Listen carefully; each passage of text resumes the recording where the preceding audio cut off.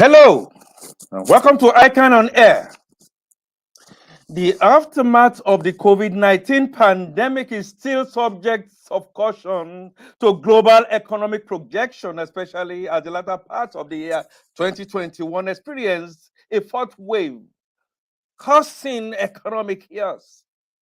Nonetheless, nations are now gearing towards purposeful ways to contain any eventuality. This, amongst others, is to keep inflation tidings and making sure that other related economic headlines, most especially local currency, from turbulences, as production continues to remain uncertain in the pandemic era. On the program today, we examine monetary policy tools and understanding Nigeria's interest rates, quantitative easing, and exchange rate management. And to do this with me on a question and answer segment is Mr. Tunde Lemo, OFR FCA, former CBN Deputy Director, former CBN Deputy Governor, I meant to say, beg your pardon. He chairs the boards of 6 companies and agencies, and is on the board of 3 others. He is excited by the opportunities to formulate policies that will raise people's standards of living and regularly render volunteered and community development services through his Tunde Lemo Foundation. More on our esteemed guests very shortly. Also on this program, we'll be sharing a few tidbits and adverts on the Institute of Chartered Accountants of Nigeria. Please stay connected. We shall be back with our esteemed guests very shortly.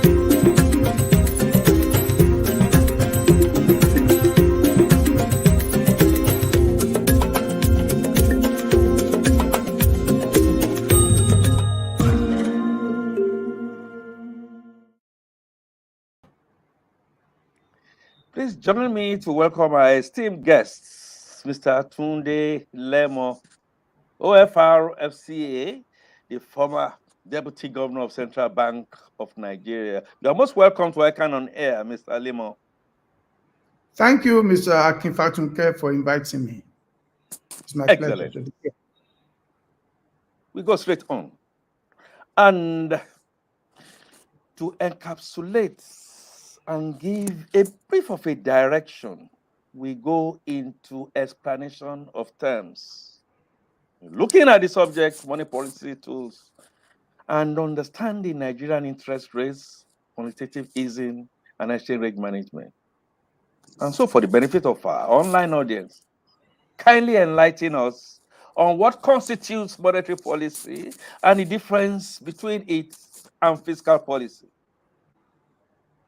Thank you very much, Mr. Fatunke.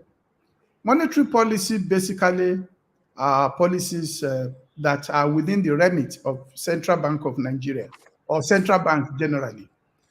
Central banks have the mandate to maintain price stability. And of course, when they combine the role of regulator as well as monetary authority, they also have the mandate to maintain financial sector stability. It is also their responsibility to ensure that they maintain the value of the local currency where they operate and ensure and also maintain strong reserves. So they have what we call operational tools.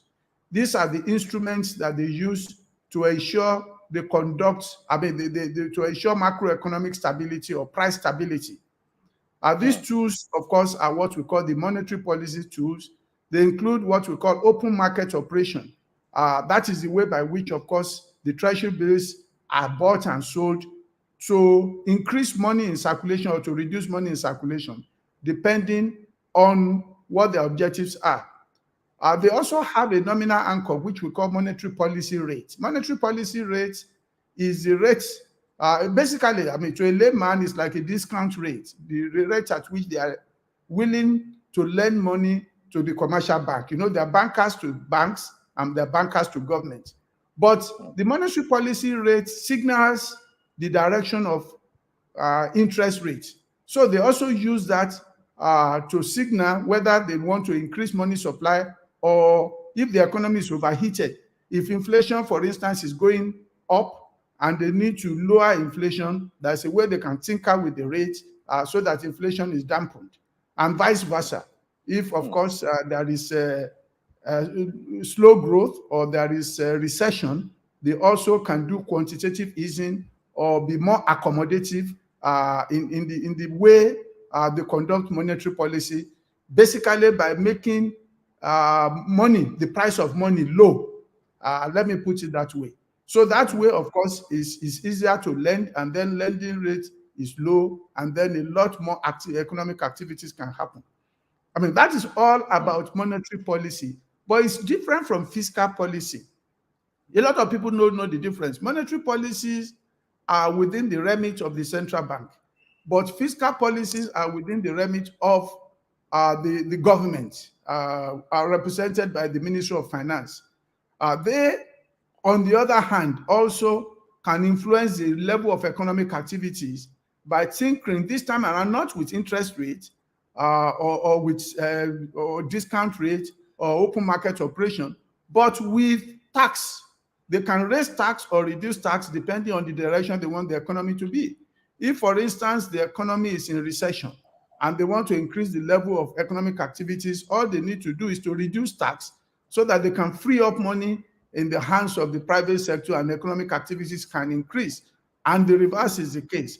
And don't forget, the instrument they have is not just tax. Import duties are also their excise duties and so on and so forth. Sometimes they can also use other tariff.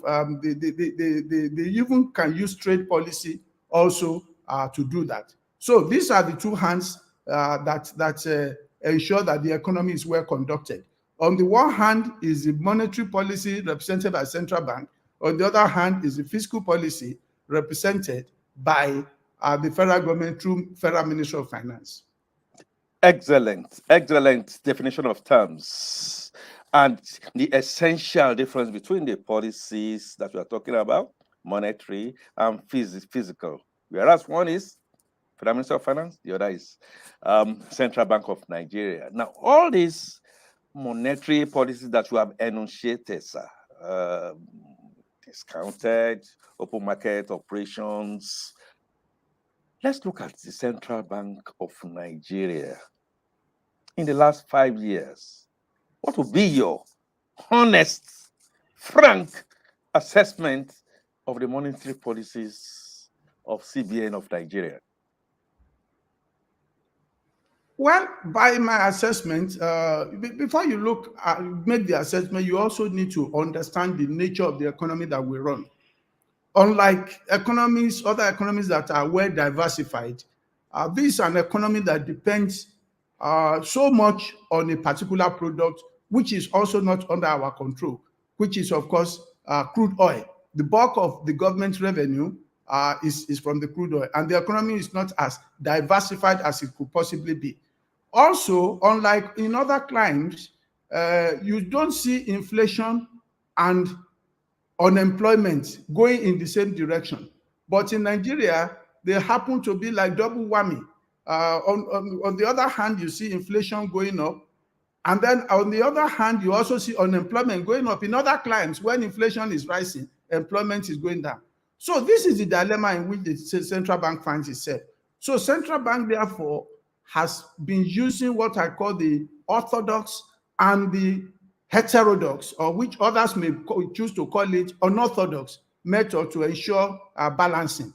Again, because in the last 5 years, government does not have the fiscal space to do what they are supposed to do. So you see central bank pretending to play both fields. It's usually not very good because it is like central bank is conflicted. What do I mean by that? Central bank should have looked seriously at ensuring price stability by making sure that they have handle on inflation and keep inflation low so we can have growth that is sustainable. Unfortunately, central bank also needs to intervene in the real sector because, of course, the economic agents there are not as strong as they should be, and the federal government using fiscal powers or instrument does not have sufficient fiscal space. And that is why you now see central bank going into intervention funding, ensuring they intervene in agriculture and so on and so forth. It's just to control the other lever where we see they say nature abhors vacuum. Because if they do not do that, inflation is not always a monetary phenomenon. And they can only so much put a handle on the one that affects the monetary aggregates. However, if there are structural issues, then they also need structural issues, meaning that our productivity is not as it should be, and so on and so forth. So even if you throw so much money at a particular economic activity, you may not get the results. Let me just put it. Let me just end it there because I can go on and on explaining. In summary, they have actually been doing so much that they shouldn't be doing. They struggle to maintain price stability. At the same time, they try to lubricate the economy to fight unemployment. And these two objectives sometimes can be contradictory. You can say that again. So the juggling that we thought will be balanced, like we say in accounting, sometimes gets lopsided. And then what do you then see? You see a bit of confusion in the minds of SMEs and the commanding heights. But the Nigerian economy is a cash and carry economy, notwithstanding the cashless policy that we say is the policy of CBN. Now, what is the impact of this on the efficacy of monetary policy? Thank you. Unfortunately, I remember in my days in Central Bank, we found out that there was a particular research that we carried out sometime around 2010, 2011. We found out that about 99% of activities, things that take people to bank and so on and so forth, they are cash related. And it clearly shows that the economy is not efficient. In fact, we drill down to even go into how bank costs are. We found out that about 80% of the resources and men that banks use, they're all for cash-related activities. And so Nigerian banks were inefficient.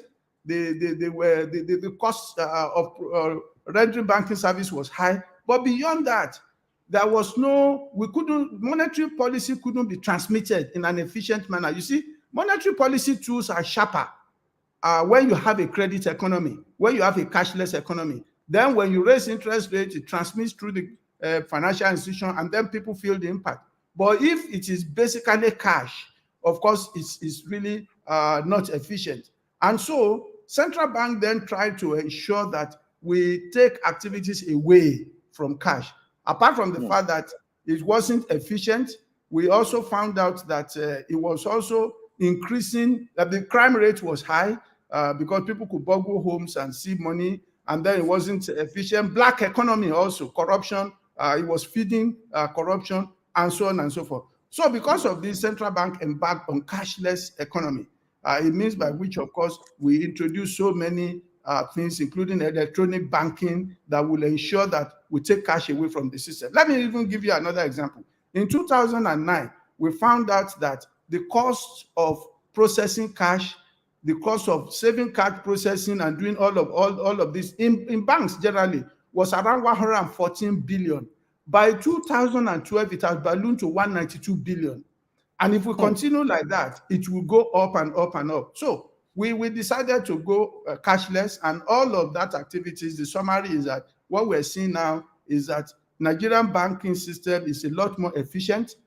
Even the Financial Action Task Force, they are beginning to realize that Nigerian economy is no longer convenient for fraudsters to do money laundering, for criminal activities, drug-related activities, and so on and so forth. And then, of course, it then makes transmission of of monetary policy more efficient because, of course, people have had to migrate to the electronic channel. The banking system, of course, the customers are the beneficiaries because banking charges have had to trickle down by more than 60–70%. Wow, excellent. Thank you very much for that elucidation. And but Mr. Lemo, as you are aware, interest rates on different savings and investment instruments are plus or minus on average less than 5%. And yet, inflation rates hovers 14, 15, as a matter of fact, above 15%. Now, what will be the implication of this for savings? And how can this dysfunction be addressed? It's really not a good omen. I mean, let's face it. A situation whereby savers earn 5%, and then, of course, inflation is 15%. That means that in real terms, in real and effective terms, the value of their saving is eroded by 10% year on year, and that's really not good. Apart from the fact that it's bad dream for retirees and those who depend on savings, it is also a disincentive to savings. A lot of people will then rather prefer to spend money than to save. And so when you then have that in a situation where we also have high inflation, of course, it also feeds inflation numbers because a lot of people go on spending spree. And it also causes what I call currency substitution.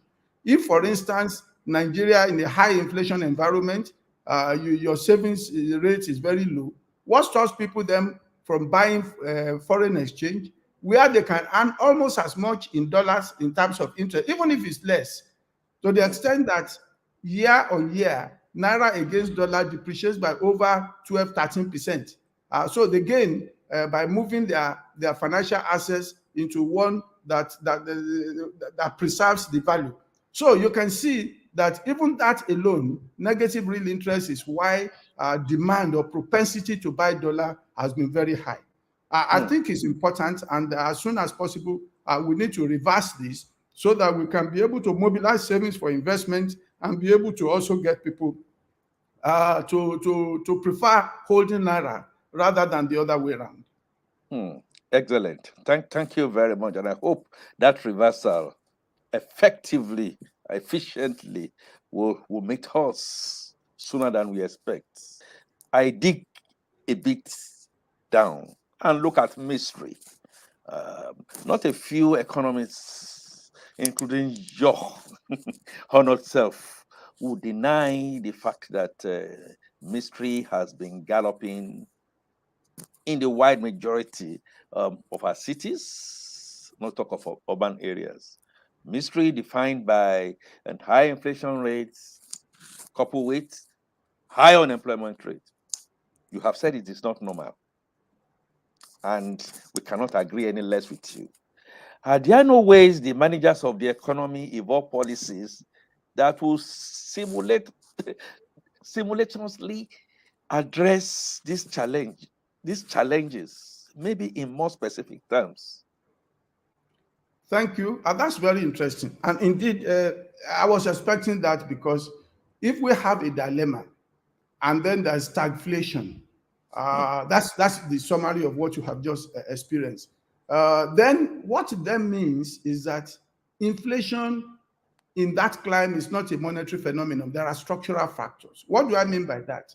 If you throw money at increasing productivity in agriculture, you don't get the results. And that's why you have what you have. You see, sometimes inflation can be cost push and it can be demand pull.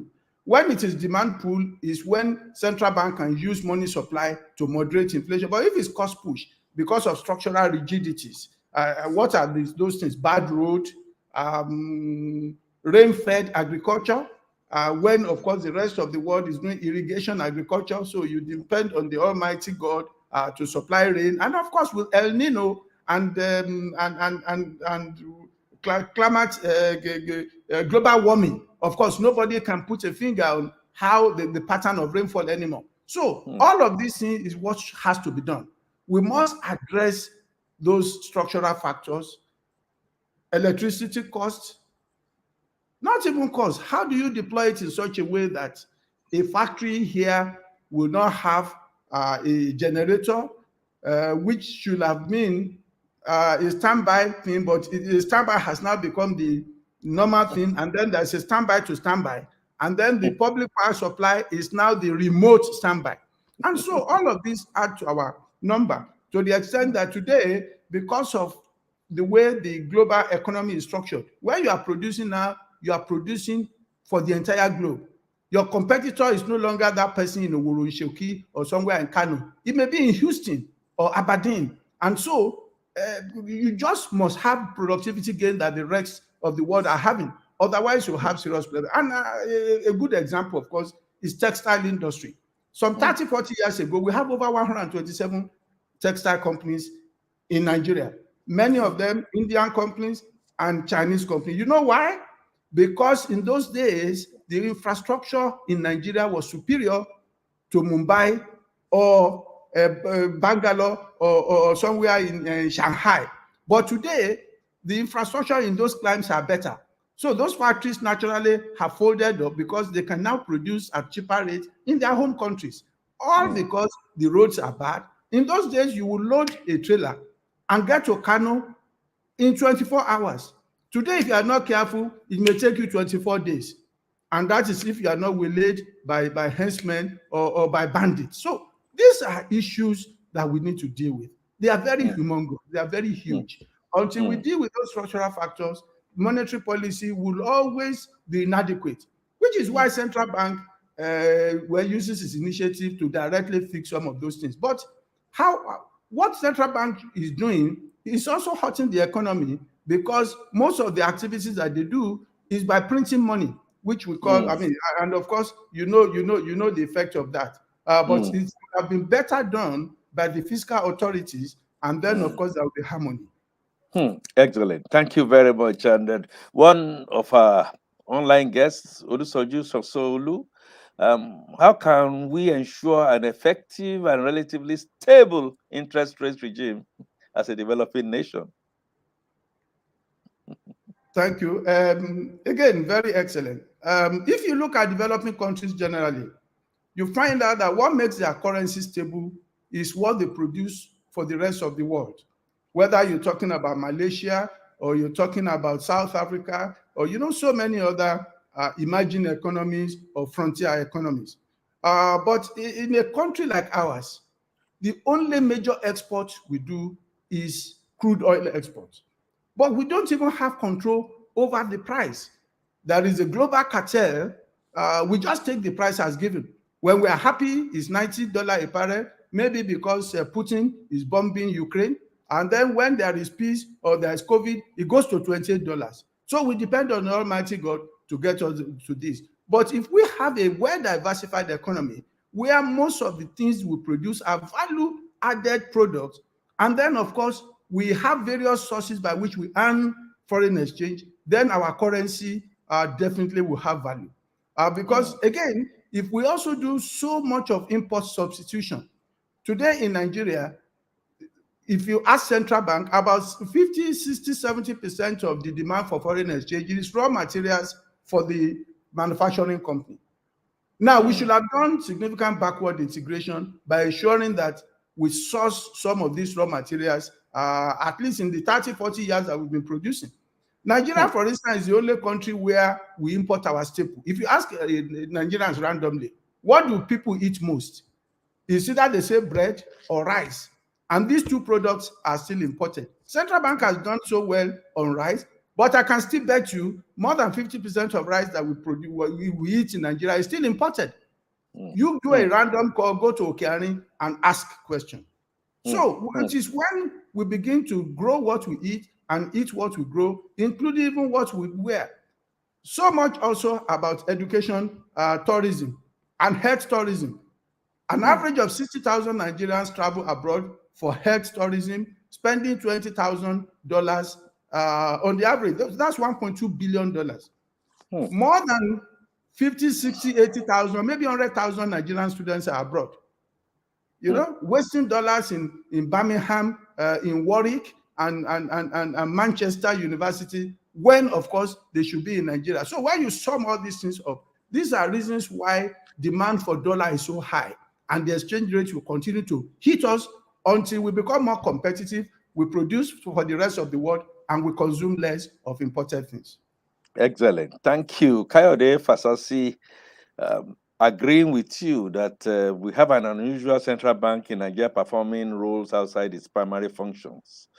And a lot of sectors are surviving due to such CBN intervention, due to the lackluster performance of the federal government of Nigeria, Minister of Finance. Will you share that view, Mr. Lemo? Yes, of course. What I've been saying so far, he has just summarized it. I share the view, and again, I say that the economic agents need to be as productive as they should possibly be. And when you don't have that, let me give you an example. Food as a component of CPI is very important to central bank. If food price is very high, inflation will be very high. And so it is in central bank self-interest to ensure that they fund agriculture so that food price will be dampened, and then that will go into inflation numbers and it will make their work easier, which is why they go into some of this focus or intervention. But this should be short-term phenomenon, because every money that central bank spends for this, in this regard, is high-powered money. And it's good if we are in recession and they need quantitative easing. But if inflation is already high, it exacerbates the situation, which is why our development partners, IMF and co, would say central bank should roll back this as soon as possible, because it feeds into inflation, and inflation is their first and most important objective. Of course, the ratchet effect is unquantifiable. And I know that at the onset, when you started, Nigeria is monoproduct. The physical gaps that we have is not being adequately tackled the way that we should diversify. I recall that at the inception of this administration, the Naira exchanged for less than 200 Naira to $1. Today, the rate is officially over 400 Naira. I know you are worried. As an entrepreneur, as a Nigerian, and as a banker, what can be done to help those who contracted foreign loans at the old exchange rate to tide over this situation? Every day I wake up, I sleep and wake up, I honestly, I sympathize with them. Because it's like burning your candle from both ends. In fact, three ends now. You have a Nigeria where doing business is not as friendly as it could possibly be. Then you also have a situation whereby you borrow in dollars, and then you don't even know what the Naira rate will be when you repay. You pay interest rate at LIBOR plus, that's London Interbank Offer Rate, and yet the base keeps increasing. It's a very, very serious dilemma. Unfortunately, nothing can be done other than to counsel and say, please, let's be careful in future. If I were any entrepreneur, for me to borrow dollar, I have to be sure that my product is also exportable so that I can earn dollar and match my revenue with my cost. Otherwise, it's really a very, very problematic thing. But it's not only in Nigeria. Many other developing economies are like that. If you have need for foreign currency, if you do that, you can hedge. What people do is to hedge or to commit what you use derivatives to ensure that at least you buy forward, or you buy currency, or sorry, forward, so that at the end of the day, when the time comes that you are paying your loan, you will have pre-arranged the rate at which you buy your dollars. But again, that derivative market may not be very active in Nigeria, so it's a pity really for them. Excellent. Olusoju Sonsolu, how to bring down the foreign exchange rate, which I think Mr. Lemo has really highlighted. I want to go on and ask this question. The existence of multiple exchange rates in the economy is not healthy, cannot be healthy, according to some analysts. Do you share this view?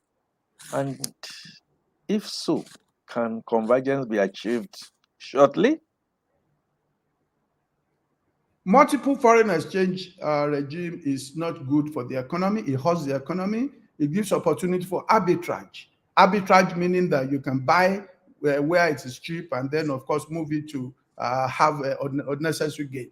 So even IMF, every time they come for Article 4 consultation, is one of the things they flag, that Nigeria has what we call multiple foreign exchange practice. They are not even talking, no developing economy has a perfect convergence. I mean, let's be very frank. Any developing, unless your currency is internationally convertible, it's difficult for you to have a perfect convergence. But businessmen and economic agents generally realize that, yes, you can give allowance for 2, 3, 4, maximum 5% between the official rate and the unofficial rate. Once it's going beyond 5% band, then of course it becomes multiple foreign exchange practice, and it hurts the economy, definitely, because those who get it at the official rate are privileged, and of course the goods that they produce will not even, the benefit will not pass to the customers. They simply will arbitrage and then cream off the difference. And the way by which we can have convergence is to widen the base by reducing even stringent rules around foreign exchange. Central Bank is doing it. I don't like the way they are doing it, because they should liberalize as much as possible. When you write rules too much around foreign exchange, what you do is that you get the market to dry up, and which is why, apart from the one that comes from Central Bank, the free market has dried up more or less because of the stringent controls. But if the controls are relaxed, the market, there is liquidity in the market, and then of course free buyers, free sellers, and when that happens, you see the market moving into convergence. If we roll back around 2005, 2006, we achieved that. There was a time Central Bank would take money, will open the market then, and nobody is coming to buy. Why? Because they are getting dollar cheaper. And then so Central Bank even began to buy foreign exchange, and they ratcheted up. That was why at some point our reserve level was over $60 billion. So for me, but we need to diversify our economy, our base, which was what I said before. If we remove those structural rigidities, if government spends money on infrastructure, and then of course we look at ease of doing business, all of that happens, and then people can compete with the rest of the world. Once we ratchet up our exports, then of course the flow will also come, and then we do not also have too many rules around exporters bringing in their export proceeds and having unfettered access to them. Then you will see that rate converge, and once it converges almost to 2, 3, 4, 5%, of course that is okay for a developing economy. Super, fantastic. And for our online participants, members of the Institute of Chartered Accountants of Nigeria, and other professionals who are joining us, I'd like to say again, this is ICAN on Air, the initiative of the Institute of Chartered Accountants of Nigeria to bring knowledge back home, free, interactive. Today, I have been fielding questions to Mr. Tunde Lemo, OFR, FCA, former Deputy Governor of the Central Bank, and we have been looking at monetary policy tools towards understanding the Nigerian interest rates, quantitative easing, exchange rates. It's been dallying us in making us to do those understanding. Please, if you have more questions, flow it round. Now, Mr. Lemon, how has the devaluation of the Naira assisted or otherwise the Nigerian economy? For an import-dependent economy like ours, is it appropriate to allow the market to determine the rate of exchange and value of the Naira? Well, when you talk about determination of exchange rates, the freest is what we call free float. Free float is practiced by only developed economies. You talk about American dollar, you talk about British pounds, you talk about, euro, Japanese yen, and so on and so forth. Even renminbi is not free floating. Renminbi is still managed in a way. So we will be assuming, we will go into El Dorado if we think that a developing economy should just free up the dollar. No, it cannot. You can't just free up the foreign exchange market. It will hurt your economy. But you can manage it in a way to achieve certain objectives. For instance, in Nigeria, what I expect the policymakers to do is to do what I call crawling peg. In other words, yes, it is pegged, but they look at the fundamentals, they look at the economic fundamentals, and then when it is important for that rate to adjust, they allow market to move it close to where it should be. But bearing in mind other objectives that they need to achieve. Because you see, if you are fighting inflation, you cannot just free up foreign exchange. That's what we call imported inflation. Those high numbers will pass through, and then the inflation numbers will be exacerbated.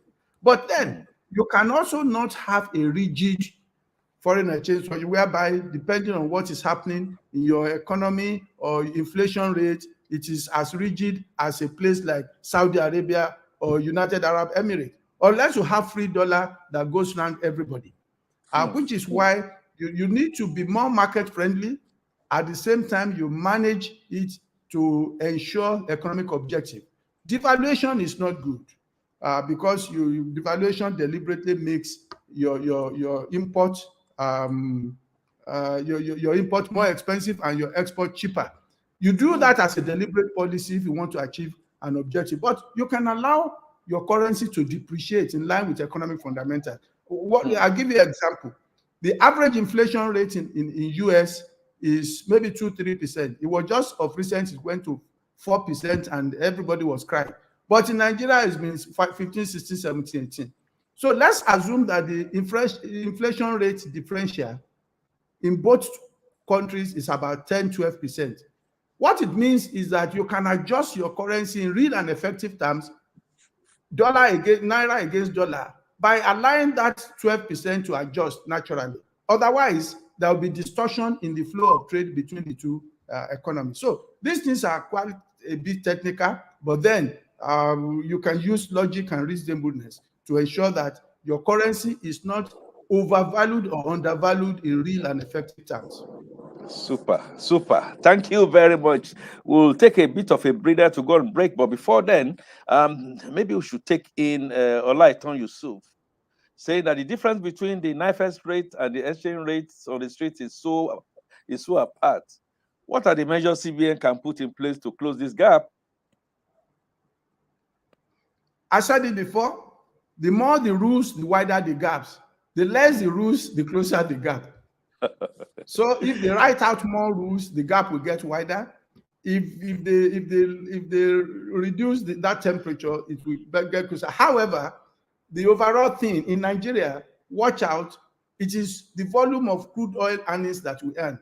Today, the price is so very, very high. Unfortunately, we are not taking the benefit of it because we are producing only 1.4 million barrels per day, when we should be producing 2.2, 2.3. Suppose we are producing 2.2, 2.3, then we will have had huge inflow of dollar, and then, of course, that will have also assisted us a bit. So trade issues and so many other things affect these numbers. which is why when the cash flow is stiff, that is when you see central bank trying to write so many rules. But there's a way we can juggle this and strike a reasonable balance. Excellent. Poignant. We feel we are in a classroom. Practical Economics 101. We'll go on a break now, and I tell our online participants, please stay on. We'll be back with you very shortly. Yep. Swing. Swing to the back. Back swing.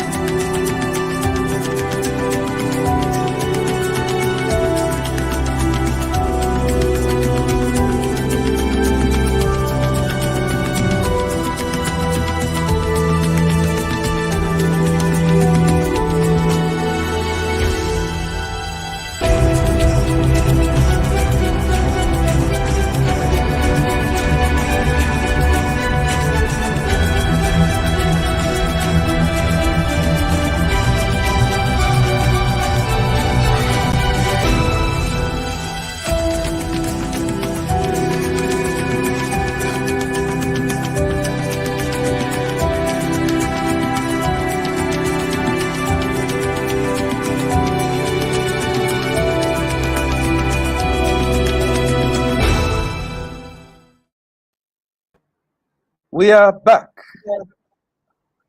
I'd like to say you welcome back. In part of the short clip you saw there, you saw our iconic president, Mrs. Comfortolu Eyitayo, FCA, MNI, teeing off over the weekend at Ikeja Golf Club. What message are we passing across?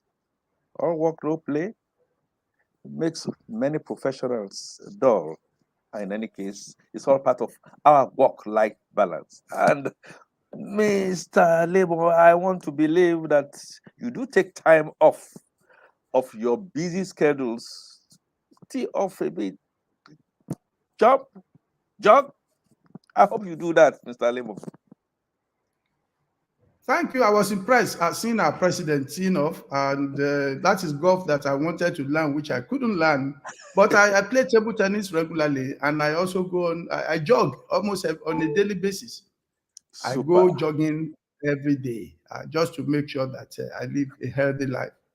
Excellent, excellent. So do I. Now, Mr. Lemo, as you are aware, the nation's 2022 budget is a huge deficit budget of over 5 trillion naira.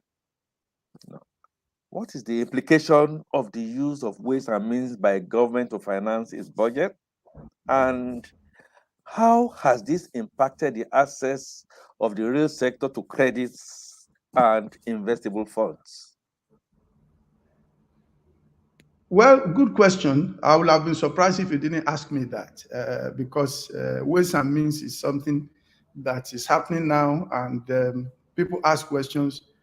Central bank is banker to government, and Section 38 of Central Bank Act gives them power to lend money to government, albeit temporarily. And then, of course, the maximum is put there. It should not be more than 5% of their preceding year revenue. Section 38, CBN Act 2007. Unfortunately, in the last 5 years or so, 5-6 years, the ways and means federal government have been depending too much on ways and means to finance their budget. On the average, they've been doing 55% of their budget deficit, funding it through ways and means, which makes today the balance around 16 trillion. And that's really very huge. And that excludes the federal government budget itself of about 33 trillion. So when you add 16 trillion to 33 trillion, you can imagine where we are. So we are getting to a threshold when we should begin to look at debt sustainability. It's becoming too huge. And then what is even more worrisome is that the one that central bank does is printed money, and that is what is feeding into inflation numbers. So when you see it causes macroeconomic instability, is a good reason why the value of the naira is dwindling, and so on and so forth. Federal government should try as much as possible to widen their revenue base. A major reason they've been borrowing. You talk about 5 to 6 trillion. Unfortunately, it will be more. They didn't envisage that they will not be able to take off subsidy. So if you realize that the president is going back to the Senate now to say, to the National Assembly, permit us also to increase that budget by another 3 trillion for subsidy. So when you add that, it's about 8 trillion that will be borrowed. So this is, but federal government revenue is still low relative to our GDP. Our GDP, our tax revenue to GDP is still 6 to 7%. Our comparators like South Africa are doing 16%. So I think we should be more efficient with tax. If we spend money that we raise from tax, it's movement of money from the private sector to public sector. So net effect is nil, and yet they are able to do a lot more. And then, of course, what we call fiscal restraints. In other words, we should begin to tinker with the size of government and all of that. Must we have a bloated government? Must we have bicameral legislature? Must we do all of this? Those things that we treat as fixed, we should begin to challenge conventional wisdom and whittle down government spending, free up more money to fix infrastructure and so on and so forth. But the weight of that burden, the burden of that loan is becoming heavy, and if we are not careful, we may be piling up serious problems for the next generation. Excellent. Thank you. As we begin to coast home, I will not be, in my personal view, doing justice to allow you off without asking you this my question, which I'm going to put to you. We are aware that very recently your bank, Titan Bank, you acquired the nearly 100-year-old Union Bank. May I say congratulations, Mr. Lemo? Thank you very much. Could you share with us your professional colleagues and friends of the profession an insight into what your growth strategy has been and what should shareholders expect? Thank you. A little bit of correction. Union Bank is 104 years old. It's more than 100 years old. 104. Wow. 104. Titan Trust Bank is just 3 years plus old, less than 4 years. However, the core shareholders of Titan Trust saw a lot of opportunities in Union Bank. The core shareholders of Union Bank are divesting. And then, of course, the core shareholders of Titan Trust are looking for opportunity for non-organic growth. We've been growing organically, but then to get to where we want to be will take us much longer time, but we can then leapfrog by buying a Union Bank with very good brand value. The brand value of Union Bank, if a bank has been in existence for 104 years. 104. Power, yes, 104 years. So when you then, and then they have footprints all over the country. We have footprints in about 6 locations. So, and then we are technology driven. We're a fintech bank. So when you talk about cutting edge technology, and then we are also known for trade finance. Even though we are just 3 years plus old, we are #1 bank when it comes to trade finance. So leveraging those skills, and then of course, using the size of Union Bank will bring the much needed synergy, which of course will be to the benefit of the millions of the Nigerian customers. Wow, fantastic. And again, congratulations. Thank you very much. Now 5-6-year-old swallowing 104-year-old. I think we need to look what aspect of our accounting teaches us that financial management. Congratulations once again. And while drawing this to a close, may we have your final word on this subject, monetary policy tools understanding Nigeria's interest rate, quantitative easing, and exchange rate management? Well, you see, first is to say that we should continue to have this conversation. 40 minutes or 1 hour will not be sufficient to distill, all the issues around this. So I hope there will be other opportunities for us to drill further down. But I want to commend ICAN on Air for this new initiative. It's very, very good. You see, it's very amazing how you are giving opportunity for people to understand the way government works, particularly the fiscal agents and then the monetary agents. And in particular, Mr. Akinfatunke, you've been fantastic. Those who have been on this ICAN Online have said it. I mean, this is non-remunerative, and yet I don't know where you get the passion from. Nigerians will throw in their best when they are counting money, but you're doing this for public good. I want to commend you, and I commend every ICAN member, including my humble self, to actually to emulate you. That is the only way we can make Nigeria better. Thank you, and I'm glad you've invited me here. I'd like to be here as often as you want me to be, and perhaps when I grow up, I will be like you.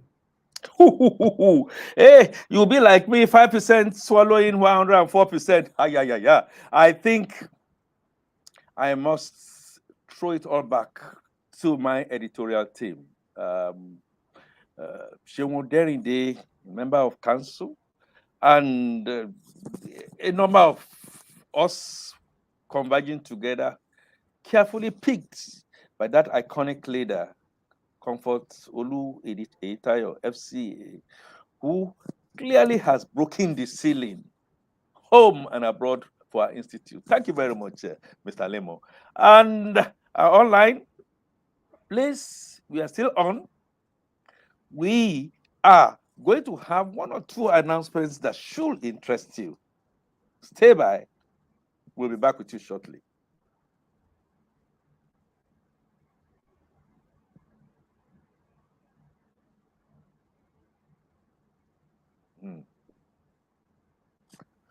Oh, well, if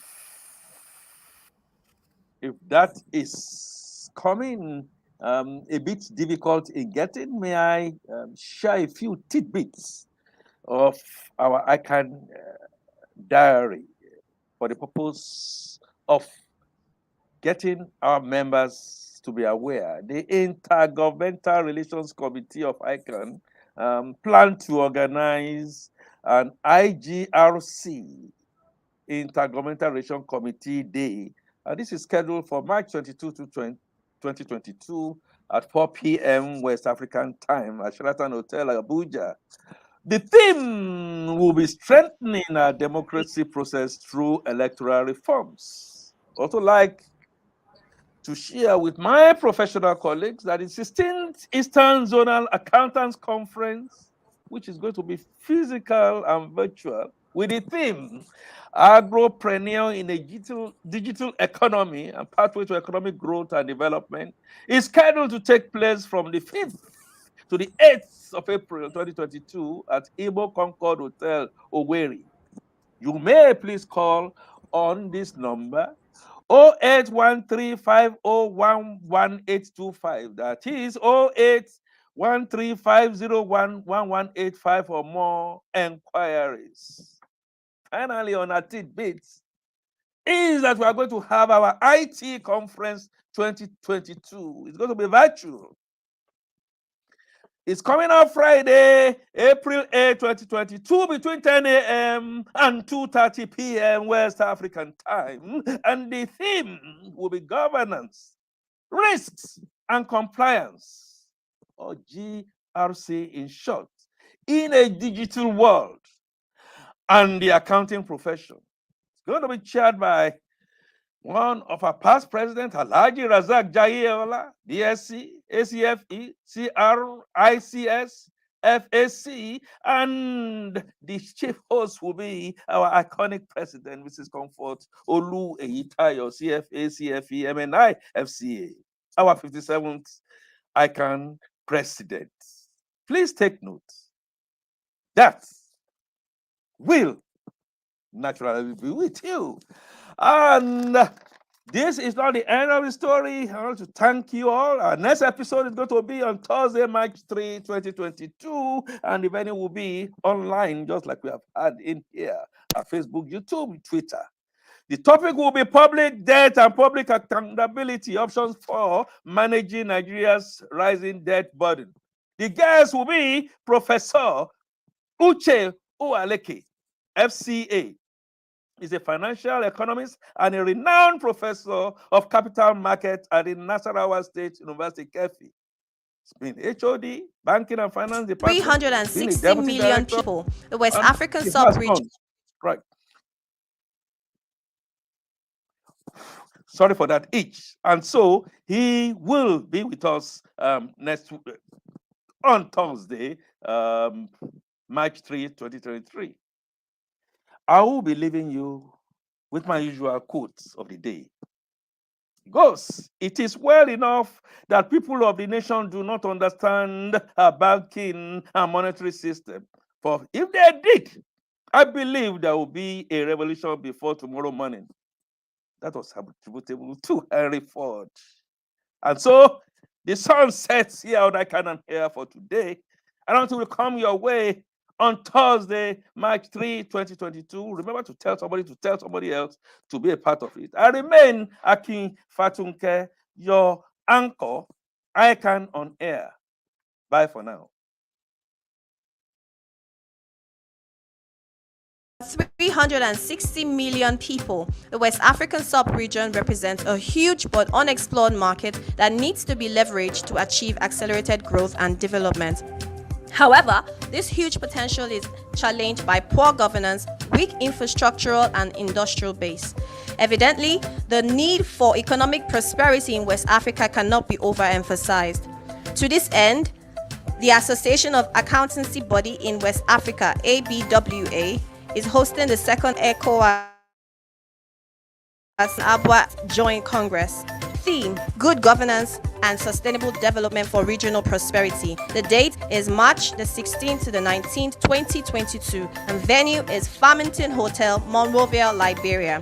For inquiries, please call telephone number +234 802 315 0360.